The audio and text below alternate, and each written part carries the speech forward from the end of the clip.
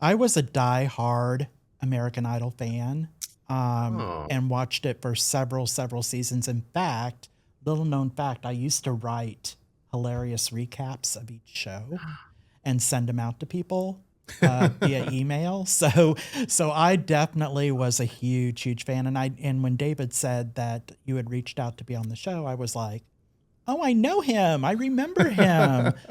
So I was like very extremely excited. So oh, well, it was a long time. So it was a long 23 time. years. It was a Yeah, long time ago.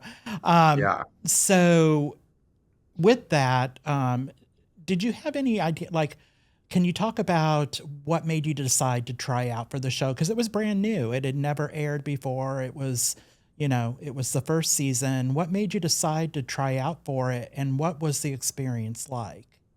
Yeah, it's a great question.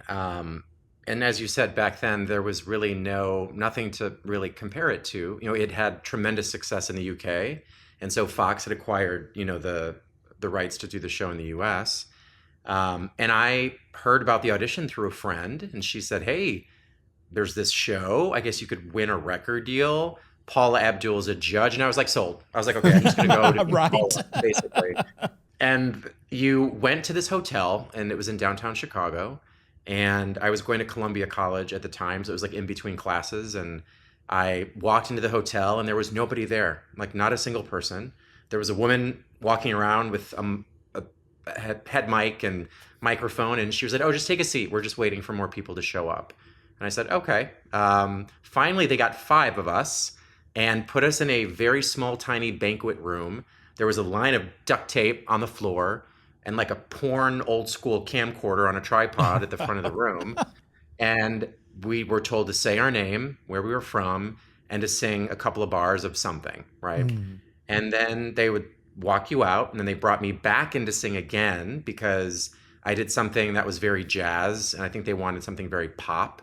So I did that, and they said, great. And then they asked us, what was something about you that no one would know just by looking at you? And I said, well, my parents are deaf. I'm a coda, right? A child of deaf adults. I'm not sure if you've seen that movie, but you should if you haven't. And I didn't really think that much of it. That was my life. That was very normal to me. So I just could see her eyes get really big and like really excited. And it was like they had their story. They had the Yeah. person, they had the sort of silhouette filled of, the contestant that had a really great, sympathetic story that would resonate with America, right? And so I learned very quickly on when they flew us to, Hollywood, which is Pasadena. So very thinking I was gonna like run into like Demi Moore, like in between auditions or something. That was not the case. And then you're in this room, this huge hall of 125 singers, all over the country who are insanely amazing. Like I was like, I need to go home. Like I'm not anywhere near. I never wanted to be a pop star. I'm more off Broadway, Broadway. Like I wanted to move to New York. I wanted to do theater, all of that. It was just sort of surreal. But I think also too, the more that I realized the cameras were on me, I sort of felt like I needed to sort of shift who I was a little bit and, brought down the octave of my voice. I'm very expressive, right? Being raised by two deaf parents, you have to be because there's no point in yelling because why? So you would be a lot more expressive, right? And so I was very animated, very outgoing. But I realized that America may not want that. They may reject that. And I just paid attention to those things. It was almost like I was sort of learning to hold my breath a lot because I was so afraid of, I think, being found out. And that was a really bad habit that started to develop as I got older. In fact, I do it sometimes now. I felt a need to sort of be a little bit more macho, a little bit more, you know, less feminine than I normally was. And that's not a great thing, and this was 2002. So going back 23 years ago, the climate was different. Rosie O'Donnell and I came out the same year. Ellen DeGeneres had only been out a couple of years. So musically, we had Katie Lang and Rufus Wainwright, I think, at that time, just to put things into perspective. I learned to put away pieces of myself during that show because I was just scared to lose any potential opportunity to do well. So was that a decision that you consciously made, or was that a decision that the producers kind of tapped on and said, you know, hey, this is a new show. We're not sure how the audience is going to react to a gay contestant.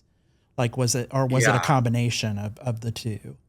Well, they never would say outwardly to me, don't act gay. But before the show, I had kept a live journal, which I'm not sure if you two remember this, but it was basically an online diary, right? That Mm-hmm. you could just put up entries in. And so I was doing this when I was in college, and I was talking about going on a date with a guy, and it was very just, you know, conversational. And Fox had instructed me to delete it, to remove this live journal. They didn't say why.